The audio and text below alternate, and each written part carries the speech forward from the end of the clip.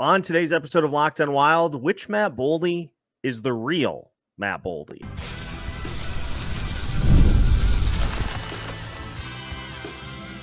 You're Locked on Wild, your daily podcast on the Minnesota Wild, part of the Locked on Podcast Network, your team every day. What is happening, everybody? Welcome into another episode of Locked on Wild, your daily Minnesota Wild podcast, part of the Locked on Podcast Network, your team every day. We thank you for making Locked on Wild your first listen each and every day. Make sure you subscribe on YouTube and your favorite podcast platform so you don't miss out on any new episodes throughout the week. Today's episode of Locked on Wild is brought to you by FanDuel. Make every moment more. Right now, new customers get $150 in bonus bets with any winning $5 bet. That's $150 with any winning $5 bet. Visit FanDuel.com/lockedon to get started. On today's episode of Locked on Wild, we will grade the 2023-2024 season for Matt Boldy. We'll look at a tale of two seasons for Boldy and areas that he can improve going into next season. My name is Seth Topal, your daily Minnesota Wild insider, and we threw it out on Twitter yesterday and on YouTube for letter grades. So now it's time to go back to class for Matt Boldy. Let's take a look at the overall body of work here for Boldy this season. He appeared in 75 games, 29 goals, 40 assists, 69 total points. He had 48 penalty minutes, 19 even strength goals, 10 power play goals, played a career high in terms of minutes per game at 1855. Also had 227 shots on goal, shot 12.8%, had 32 blocks, 33 hits, 61 takeaways, and 49 giveaways on the season. And if we go even a little bit beyond that, some of the peripheral numbers, Boldy had a Corsi for percentage of 64.3 in all situations while out on the ice, which again, Corsi for means that when Matt Boldy's out on the ice, 64% of the time, the Minnesota Wild are the ones handling the puck. They're the ones possessing the puck, which is a good number. 50% is average, so he's essentially 14% above average. That's a better number than Kirill Kaprizov, by the way, in terms of how much the Minnesota Wild possess the puck. Some of the other numbers for Boldy for this season: on-ice goals 4 per 60 minutes, 4.7. On-ice goals against per 60 minutes, 2.5. And point shares, which are the basically the number of points that a player individually contributed to. Matt Boldy was worth 5.5 offensive point shares, 1.8 defensive point shares for a grand total of 7.3. Just a really solid season, but kind of a weird season for Matt Boldy, if we're being completely honest, because you look at that start to the year for Boldy in the first 12 games of the season of the 19 that were played, and Boldy did miss some time. He had 1 goal and 7 assists in that first 12 games, and ironically, that was more points. That was as many points as Brock Faber, as Marcus Foligno, and just, I think, further encompasses how slow of a start the Minnesota Wilds got off to. We know all of that. We know how that all went. We saw it play out. But a really slow start for Boldy. 1 goal, 7 assists. But if you look at what he did once John Hynes took over, and I don't know what led to the change. If Boldy realized that he needed to improve his play, he needed to pick things up.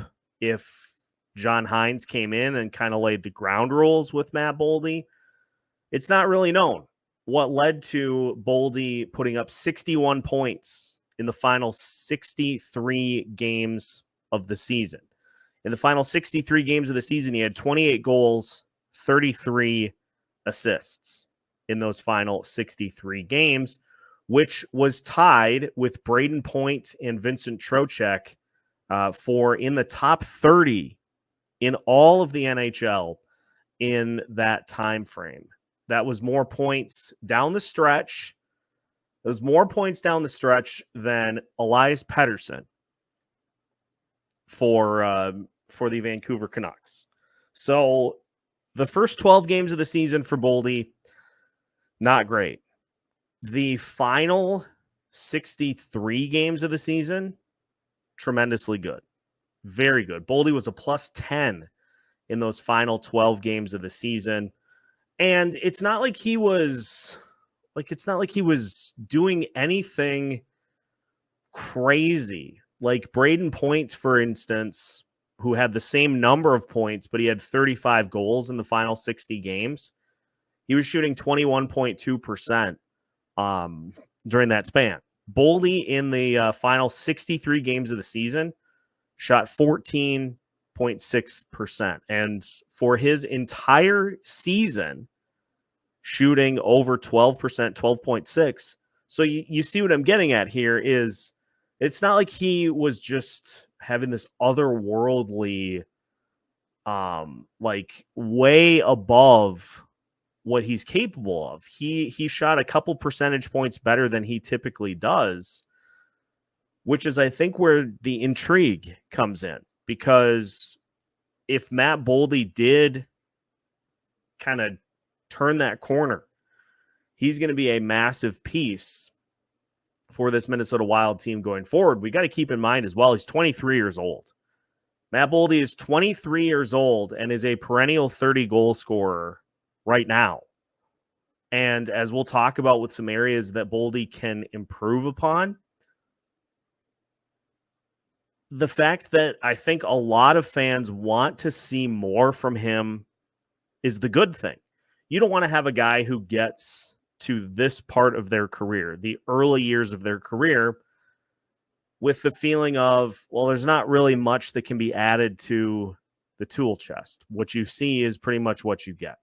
And I think a lot of people feel like there's more that Matt Boldy can give, and we are excited to see that get unlocked here over the next few years of his career with the Minnesota Wild. Now, as far as team ranks go for many of the categories throughout the whole season, from a points perspective, Boldy was second on the team with the 69 points, 5 ahead of Joel Eriksson-Ek.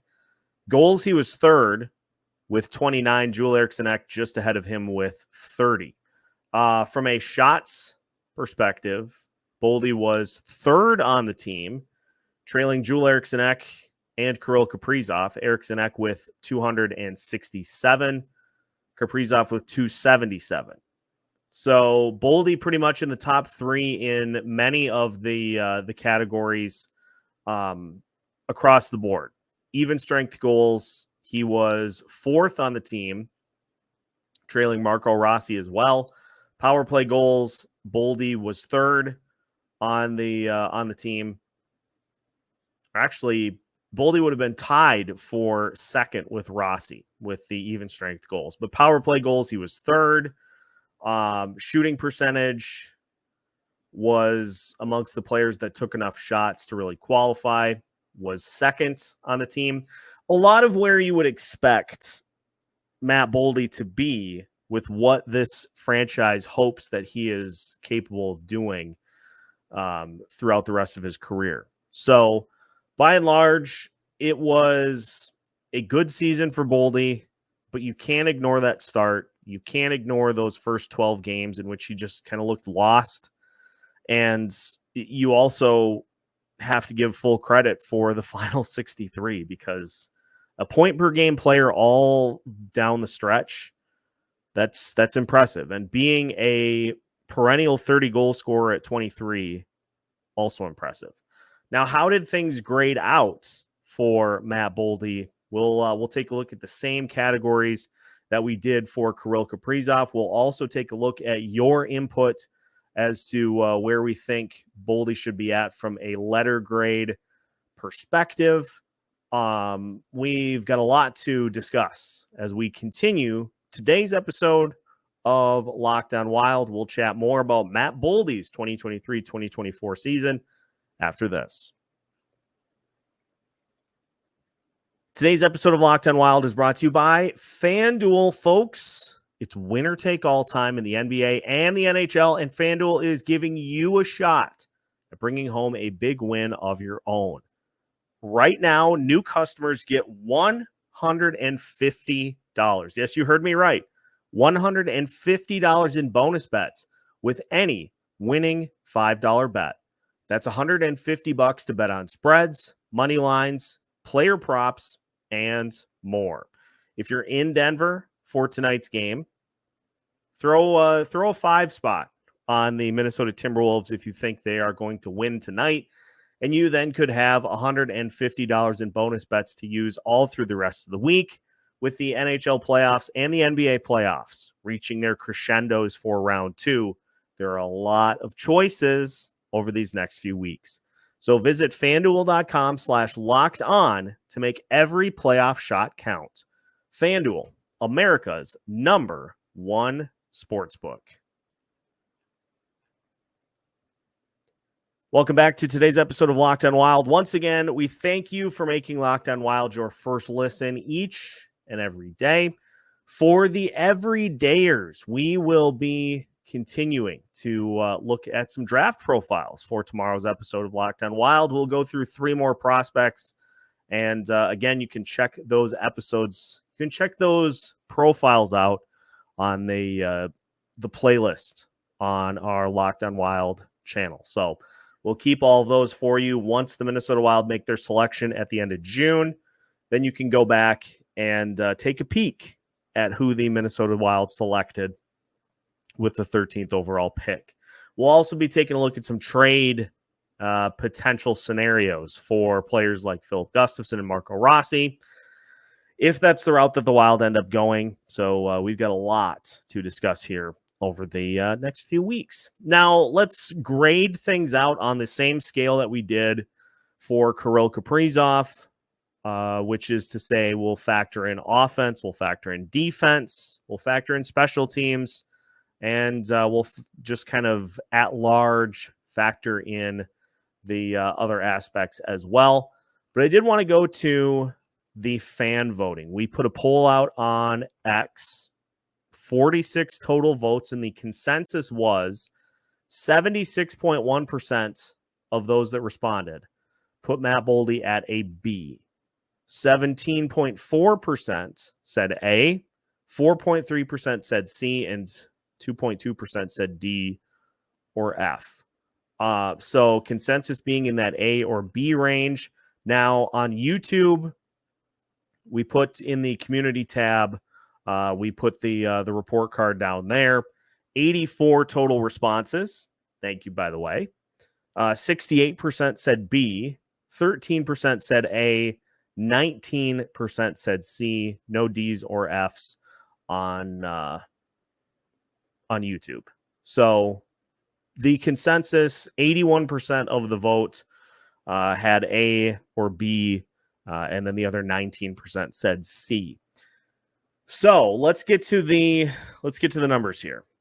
It's funny because if you look at those first 12 games of the season, it's probably a D for Boldy for how that first 12 game stretch of the season went.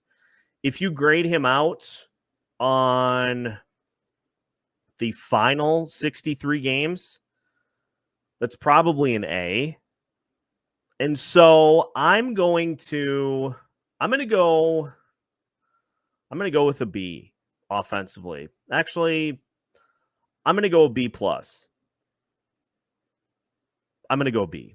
B on offense for Boldy. And as we'll talk about when we look at some areas that Boldy can improve upon going into next season, the consistency is the key. You can't just not acknowledge the fact, as has been pointed out on Twitter and other social media platforms, that Boldy had 30 games in which he did not record a point this season. The other thing that I will take note of, and we'll talk more about this in next segment too, but the 227 shots on goal, if you divide that out by 75, that is 3 shots per game. If that gets upped to simply 4 shots per game, that's 300. So there is a big, we saw this play out a lot this season, is plenty of guys that just didn't seem like they were shooting the puck enough. And so for offensive consistency, I'm going to go B for Boldy on the offensive side, because I think we all agree could get a little more from Boldy going into next season. On the defensive side, you look at the numbers here, and amongst forwards, Boldy had the 3rd highest in terms of defensive point shares, behind Joel Eriksson Ek and Kirill Kaprizov with 1.8. Also, the fact that his 2.5 goals against per 60 is a very solid number, that being 2.5. And if you go to the goals against per 60, amongst the guys that played regularly, it was one of the better numbers on the team. And I do think that Boldy has started to pick up from Joel Eriksson Ek some of the intangibles that go along with being a good defender while you're out there on the ice. And that certainly comes from having had a chance to be a line mate of his down the stretch. We also have to acknowledge, too, the fact that that trio of Kaprizov, Eriksson Ek, and Boldy was at one point the highest scoring top line in the NHL. Absolute wrecking ball stuff from that top line. And so defensively for Boldy, I'm going to give him a B+. I'm going to give him a 4.5 out of 5. So offense, we're going 4 out of 5. Defense, I'm going to go 4 out of 5. Special teams, Boldy, again, one of your top options on the power play. That top power play, inconsistent. Like, there were many instances in which it just felt like that power play left some opportunities on the board. And is that necessarily Boldy's fault? No. But did he contribute to that? Certainly. More so Kaprizov and Zuccarello and their tendency to overpass, leading to the inconsistencies on the special teams end. Boldy did log some power play time, some penalty kill time, I should say, at various points throughout the season. Not a huge amount. And so didn't really have as big of an impact there as he did on the power play. And his 10 power play goals, 3rd on the team. And so for the power play, I'm going to give Boldy, I'm going to give him another 4. It feels like, letter grade wise, it feels like a B to me. And look, Boldy's overall body of work this season is fine. Like, the people that are just ready to throw him away because he needs to do this, or because he needs to do this, or trade him because he's just never going to turn into like a superstar player. We're talking about a 23-year-old who, amongst the issues on this team, is lower down the list. There just are many other things that are more pressing for this Minnesota Wild team than the play of Matt Boldy. Can he improve? Absolutely. But is he like public enemy number one for this team? No, he's not. So I'm gonna go with the people. I'm gonna say B. That was the most popular letter grade given on both YouTube and X with almost 150 responses. I'm gonna go B. And it's, I think, exactly how the exit interview went with John Hines and Bill Guerin is that the team, I would imagine, likes what Boldy has done over these few games or these few seasons. But there is opportunity for him to be able to take things to the next level. And so we'll finish today's episode of Locked On Wild talking about just that. How can Matt Boldy take the next step? We'll talk about the ways after this. Today's episode of Locked On Wild is brought to you by Policygenius. Folks, the world of buying life insurance can be daunting for even those that know what they're looking for. You want to make sure you get something that leaves your family fully covered in the event a disaster or tragedy strikes. And Policygenius can help you make that process a little easier. With Policygenius, you can find life insurance policies that start at just $292 per year for $1 million of coverage. Some options offer same-day approval and avoid unnecessary medical exams. You can talk to a team of award-winning agents who will walk you through the process step by step, and you can easily compare quotes from America's top insurers in just a few clicks to find your lowest price. Check life insurance off your to-do list in no time with Policygenius. Head to policygenius.com/LockedOnNHL or click on the link in the description to get your free insurance quotes and see how much you could save. That's policygenius.com/LockedOnNHL. Policygenius.com/LockedOnNHL. Final segment of today's episode of Locked On Wild. Once again, we thank you for making Locked On Wild your first listen each and every day. I think I'm going to pull an audible here because we'll do draft later in the week. I do want to get to, because it's something that is probably going to reach a crescendo for the draft.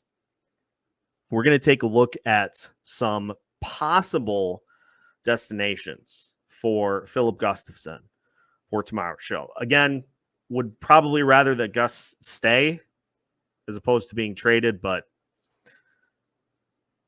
I'm not the one making the decisions. So we will take a look at some possible destinations so we can try to get a sense of what is going to be out there if the Wild do trade Gus Boss. But let's finish by talking about some things that Matt Boldy can do to take the next step next season. Number one is the consistency. And I think for Boldy, one of the things that he can do from a mentality standpoint is to not be afraid to step into the limelight. 2 years ago, when Kirill Kaprizov got hurt against Winnipeg and missed a large part of the back end of the season, missed, I think, 20 games down the stretch, missed the entire month of March. Who was it that stepped in and had an absolutely torrid month of March? It was Matt Boldy. He had just a crazy, I think he had 12 goals in March, and he had 15 goals down the stretch for the Wilds that season. As we mentioned in the opener, 12 games at the beginning of the year with 1 goal and 7 assists. Like, if you're going to be option number 2 for this Minnesota Wild team, and that is the hope, that is what the Wild would like him to turn into as his career unfolds, the next part of the puzzle for him is the consistency piece. Because while while the peaks and valleys and the gaps in between, the big scoring gaps, it seems like are starting to not get as frequent. They still did exist. And you have a stretch in which, early in the season, between the 18th of November to the 26th of November, against Ottawa, Toronto, Colorado, Detroit, all 4 games that were losses for the Wilds, no points for Matt Boldy in any of those games. Now, you go to the month of December,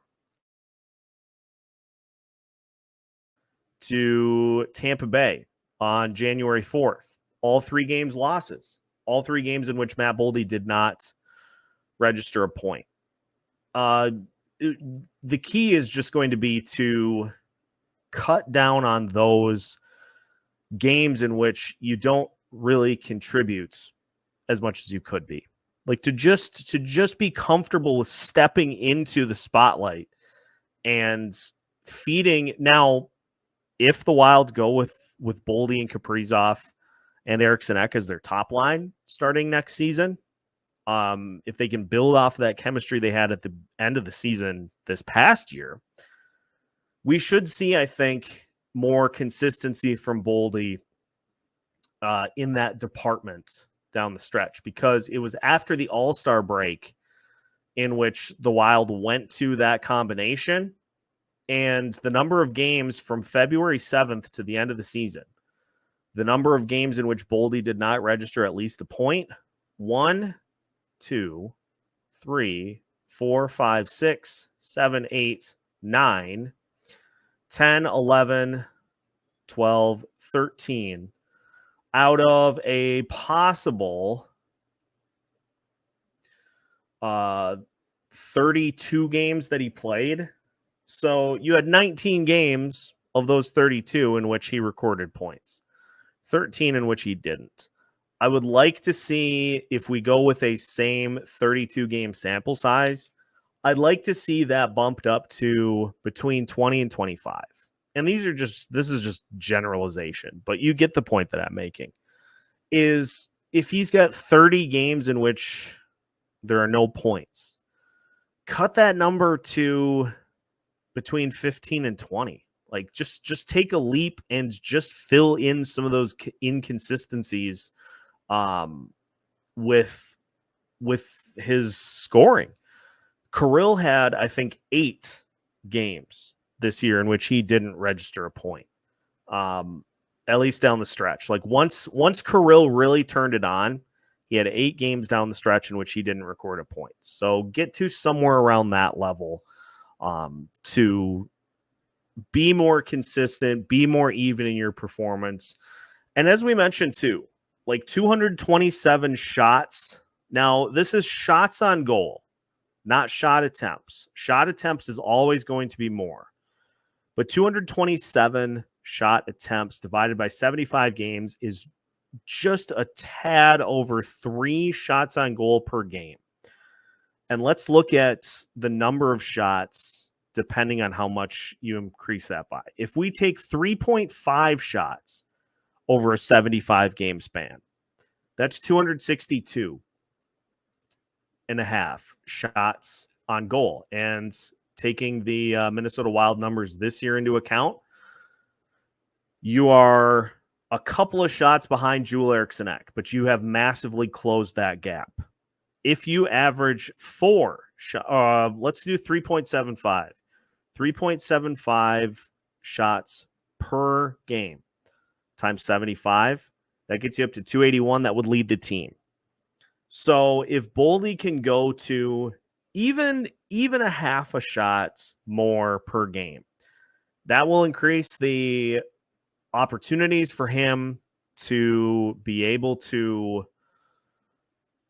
score by getting more shots on the net. And if we even go to, like, let's just see from February 7th to the end of the season, let's just see what those Boldy numbers looked like once he started playing more regularly with Kirill. In the 33 games from February 7th to the end of the season, Boldy had 13 goals, 23 assists. He had 36 points in the final 33 games of the season. So he was above a point per game player down the stretch. Now, Kirill had 25 in that, had 51 points, I should say, in that same span.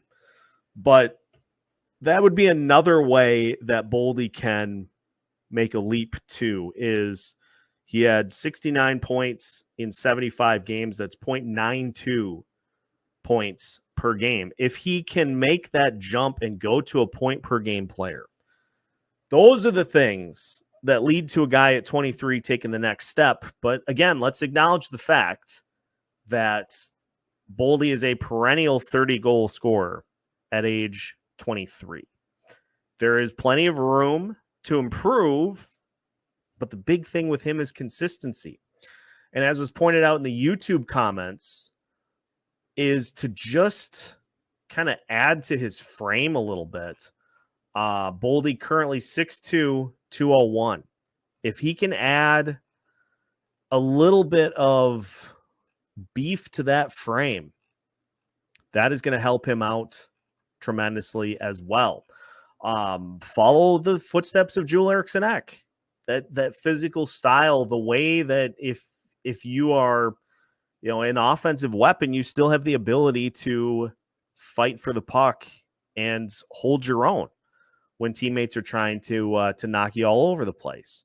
So consistency is the key for Matt Boldy this year, is to just try to have a more even impact the whole season, as opposed to, 2 games on, 1 game off, 3 games on, 2 games off.